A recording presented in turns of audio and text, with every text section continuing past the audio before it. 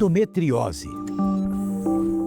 A endometriose é uma condição ginecológica em que o tecido que normalmente reveste parte de dentro do útero, chamado de endométrio, cresce fora do órgão do sistema reprodutor feminino. É comum que o problema afete mais os ovários ou as tubas uterinas, mas também pode acometer a bexiga, o intestino e até mesmo os pulmões. Cólicas fortes, dor abdominal intensa, menstruação irregular e sangramento fora do período menstrual são alguns dos sintomas. Além de dor nas costas, já que a endometriose pode trazer inflamações na região lombar. No check-up desta semana, o Dr. Cláudio Lutemberg recebe o ginecologista Sérgio Podgaek, vice-presidente do Hospital Israelita Albert Einstein e diretor administrativo da Federação Brasileira das Associações de Ginecologia e Obstetrícia. Diagnóstico, tratamento e prevenção. Isso e muito mais. Fique ligado, o check-up já está no ar.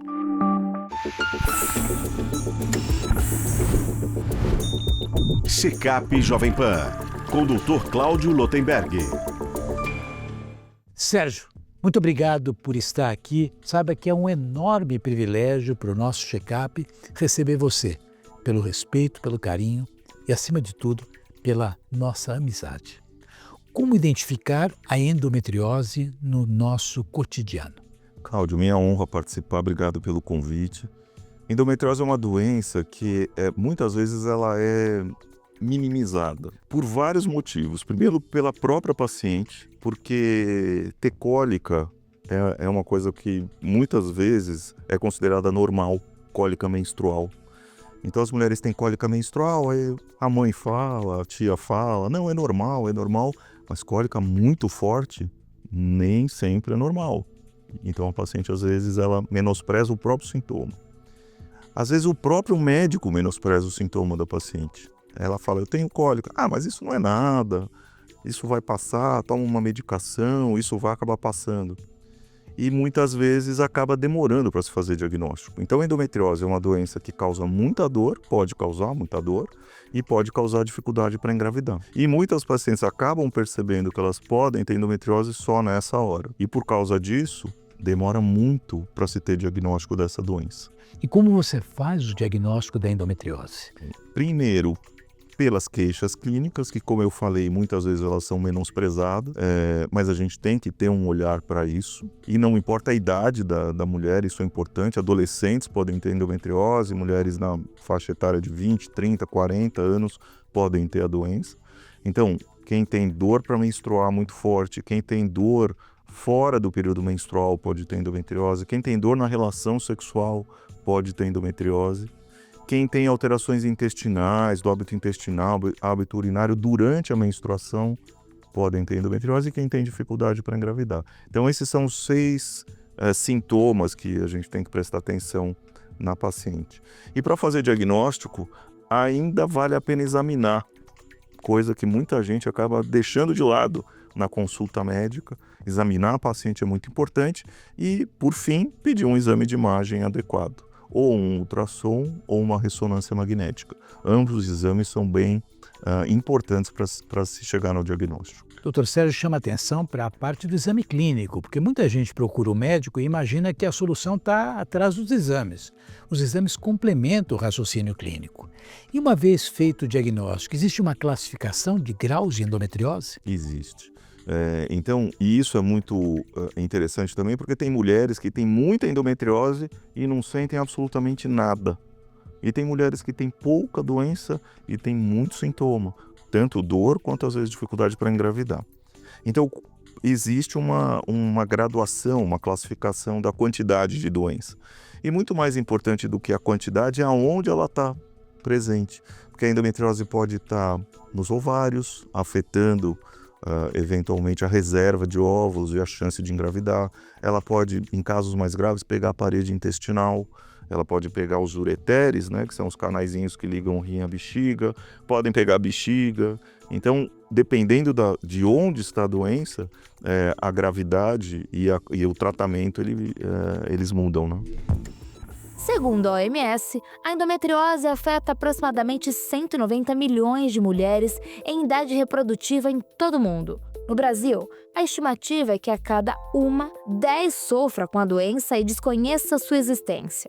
De acordo com o Ministério da Saúde, mais de 115.700 atendimentos relacionados ao diagnóstico da doença foram realizados em 2023 através do Sistema Único de Saúde, pouco mais de 33 mil feitos em 2022.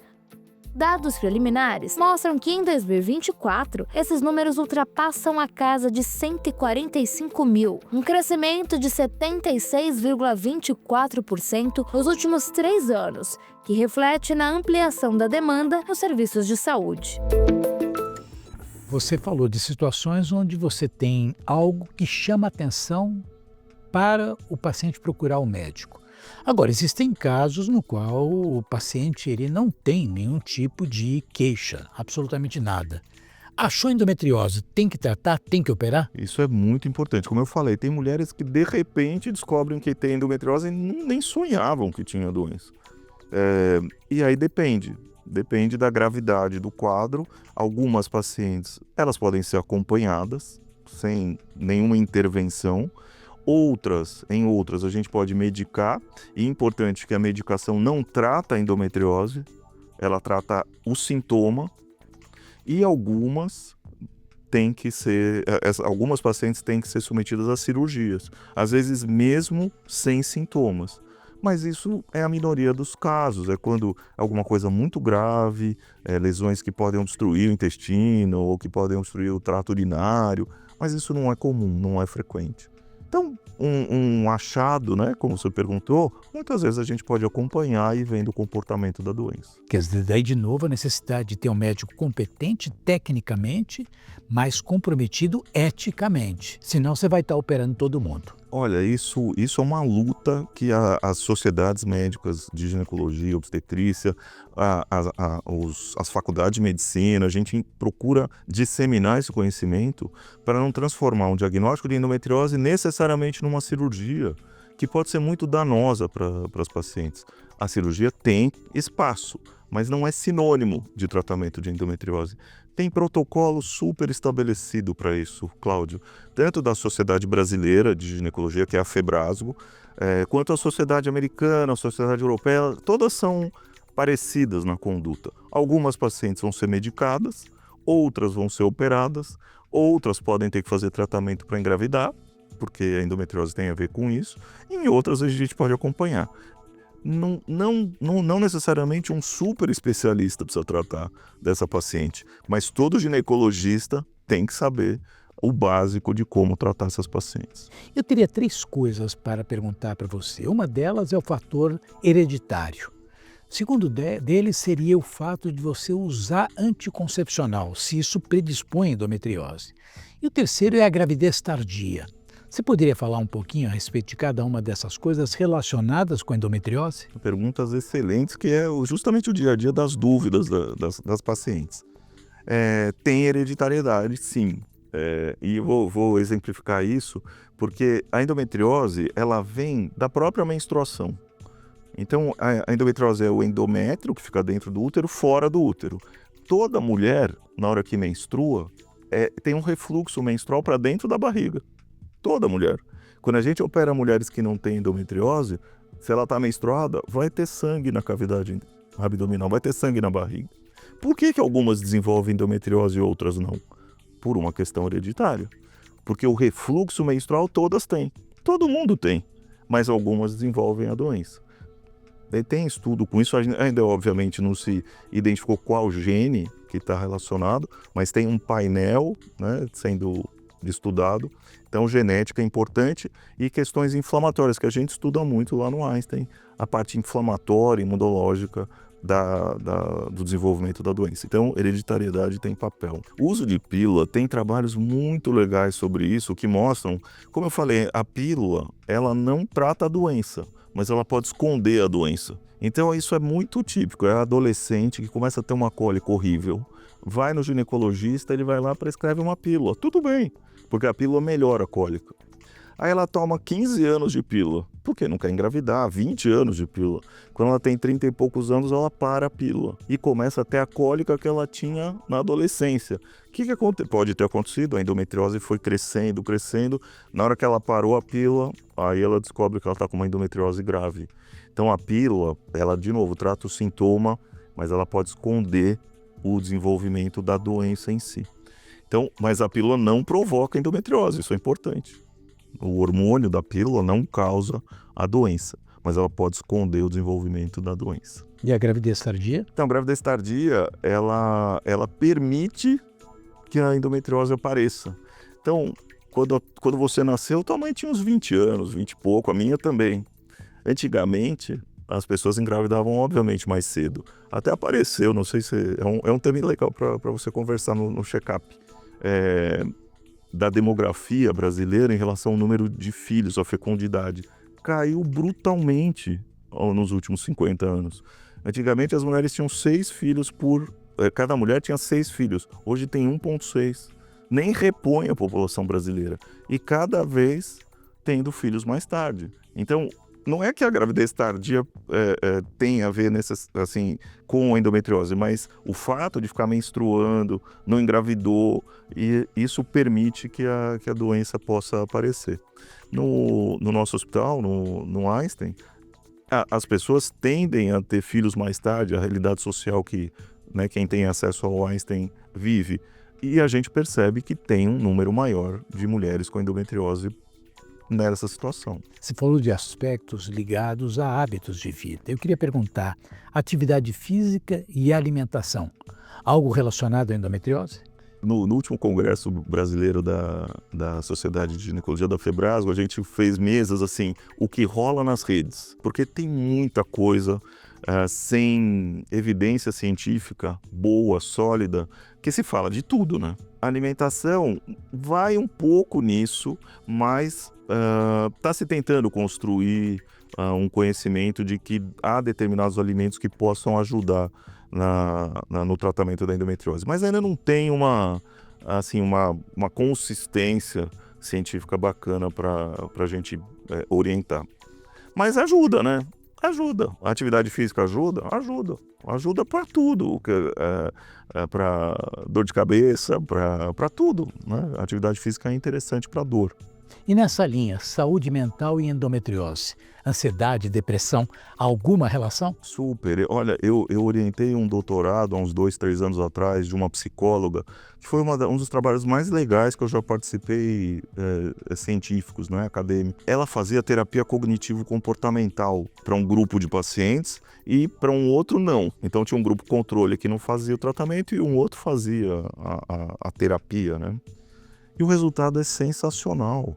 Quem fez o tratamento psicoterápico, né, da terapia cognitivo-comportamental, melhorou a ansiedade, melhorou a depressão, melhorou o coping, que é o enfrentamento que a pessoa tem em relação ao problema, e melhorou a dor, melhorou a cólica, assim, resultados incríveis, mostrando como a saúde mental é importante em qualquer doença e na endometriose também. Agora, você, como ginecologista e um professor, e com uma carreira absolutamente brilhante, vitoriosa, quais são os limites da orientação de um clínico geral em relação às queixas ginecológicas? Porque a gente vive num país com 200 milhões de habitantes, né? E nem sempre é possível ter os especialistas.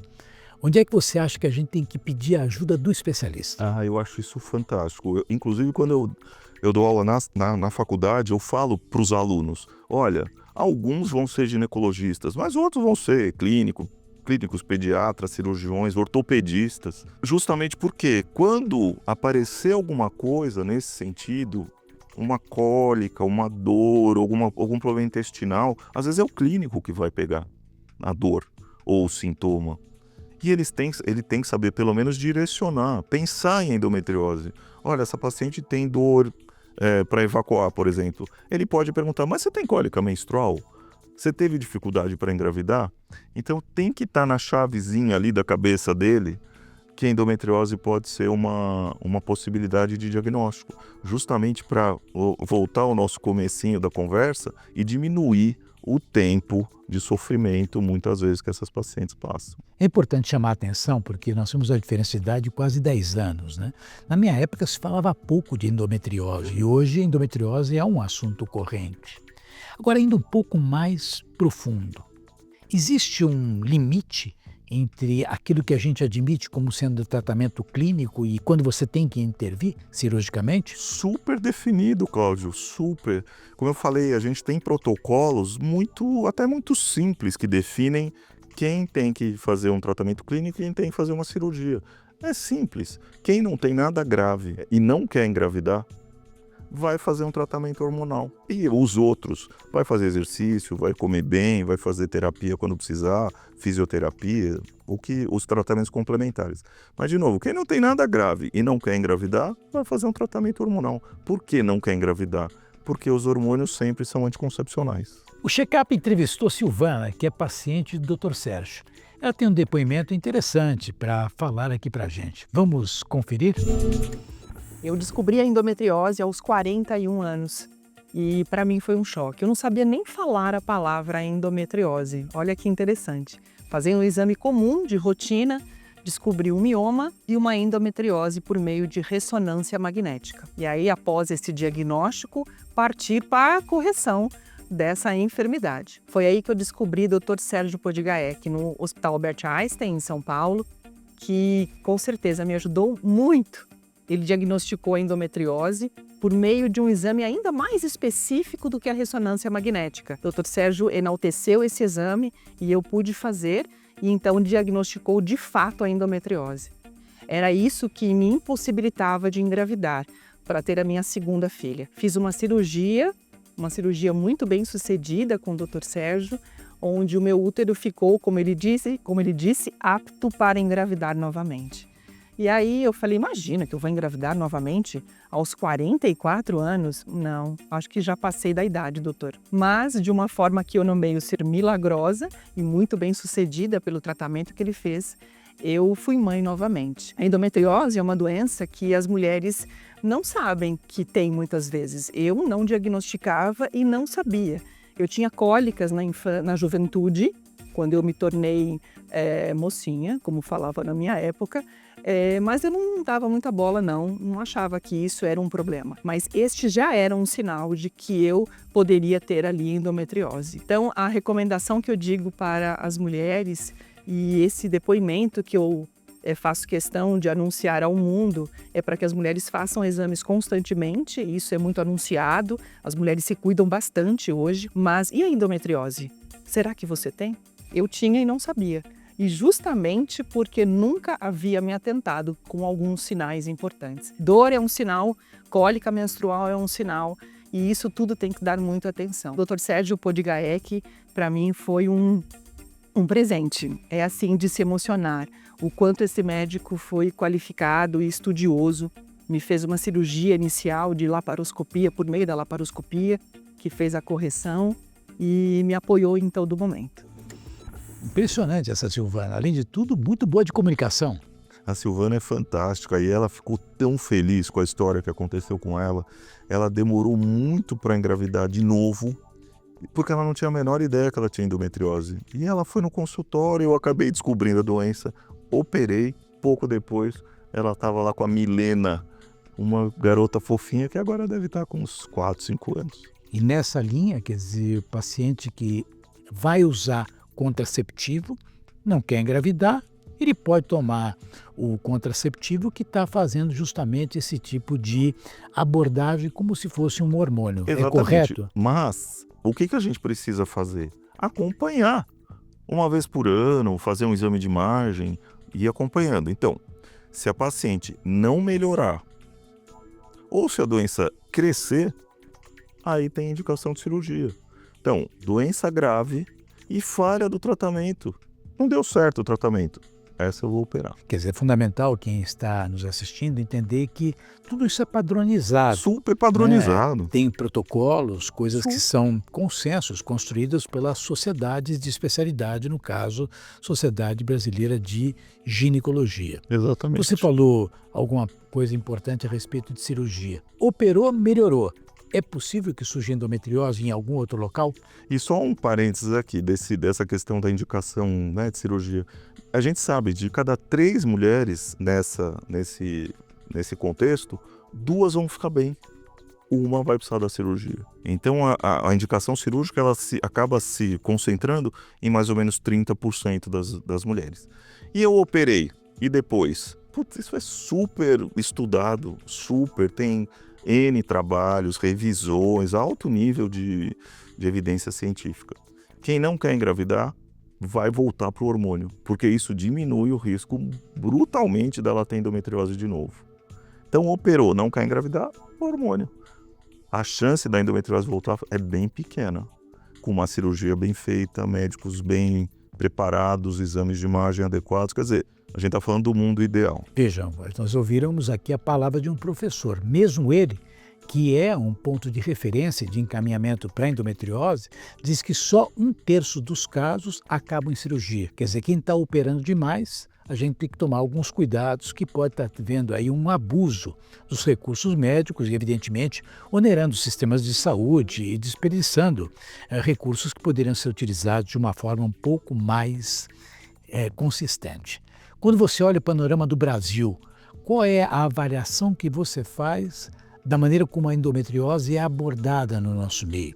Nós temos especialistas com competência e capacidade, o Brasil tem uma cobertura adequada para tratar a endometriose? Então, você sabe que as sociedades, né, têm debatido muito isso, principalmente no governo federal. E agora, com esse novo olhar, né, que o governo tem feito para as questões de especialistas, endometriose virou um objetivo do governo, e de tentar formar pessoas que consigam, talvez não no mundo ideal, mas pelo menos direcionar o tratamento de forma adequada. Aqui em São Paulo, na cidade de São Paulo, a prefeitura fez um programa imenso no Hospital Vila Nova Cachoeirinha. Eles estão fazendo 80 cirurgias, mais ou menos, de endometriose por mês. Em um ano, eles fizeram quase 1.000 cirurgias para aliviar a fila de mulheres que precisam de cirurgias, né? Que, como eu falei, não são todas, mas tem muitas que vão precisar. Então, a saúde pública tem olhado de uma forma mais objetiva para a endometriose, que durante muitos anos foi muito deficiente. Eu, como você falou, atendi no Hospital das Clínicas aqui em São Paulo durante muito tempo, e é sofrido. Muita fila, muita dificuldade para essas mulheres serem tratadas adequadamente. Muito porque o tratamento cirúrgico é por videolaparoscopia, que não é uma super tecnologia, mas nem todos os hospitais estão preparados e nem todos os profissionais habilitados para fazer esses procedimentos. Mas acho que tem um caminho aí. Porque, na realidade, pelo que eu sinto, a questão da endometriose passa a ser um problema de saúde pública, porque tem um papel de conforto, de qualidade de vida, que a gente não pode menosprezar, independentemente dos riscos que tem per si, enquanto outros elementos, como você bem descreveu.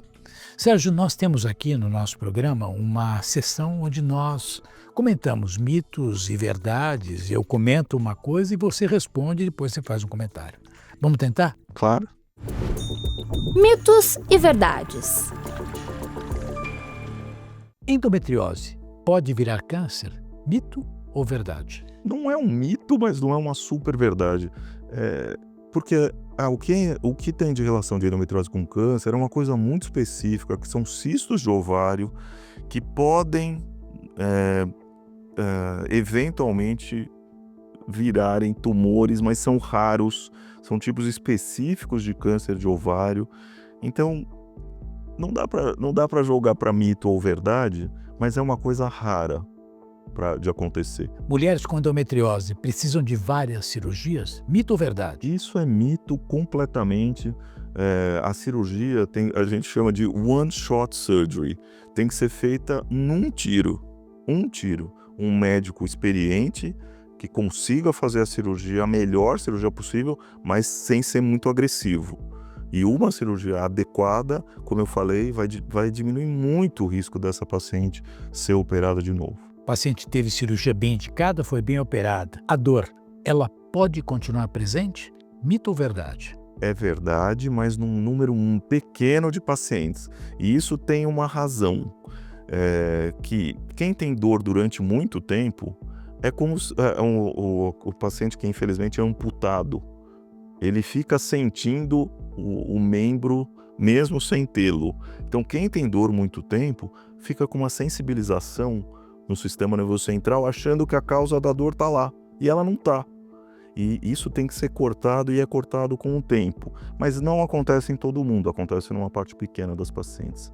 E outras, às vezes, tem toda uma alteração muscular, pélvica, que causa muita dor por causa de tensão muscular. Isso também pode ser resolvido com fisioterapia, mas essa é uma parte menor das pacientes. O meio ambiente pode influenciar o curso da doença? Bem bacana isso também, Cláudio. Tem estudos que falam de dioxina, de plástico, de bisfenol, que tem alguma ação hormonal. E então tem gente que estuda isso relacionando a exposição a essas substâncias tóxicas que poderiam influenciar no aparecimento da endometriose. Interessante. Sérgio, obrigado. Foi um prazer, um privilégio poder te escutar. Eu que tenho uma admiração muito grande por você, saio ainda mais entusiasmado e admirando ainda mais. Muito obrigado, Cláudio. Foi um prazer estar aqui com você. Eu achei a conversa muito bacana também. O check-up de hoje falou sobre endometriose. Tivemos a participação do Dr. Sérgio Podgaek.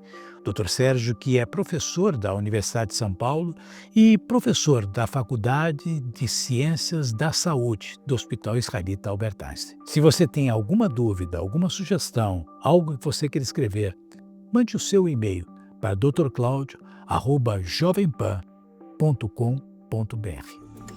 E no check-up de hoje você viu os principais sintomas, diagnósticos e os tratamentos, tanto medicamentosos quanto cirúrgicos, classificações baseadas na extensão e profundidade de cada caso, genética e transmissão através dos genes, desenvolvimento e até agravamento da endometriose em decorrência da gravidez tardia, a importância do tratamento psicoterápico na redução da ansiedade e depressão. Até o próximo check-up. Check-up Jovem Pan, com o Dr. Cláudio Lotenberg. A opinião dos nossos comentaristas não reflete necessariamente a opinião do Grupo Jovem Pan de Comunicação. Realização Jovem Pan.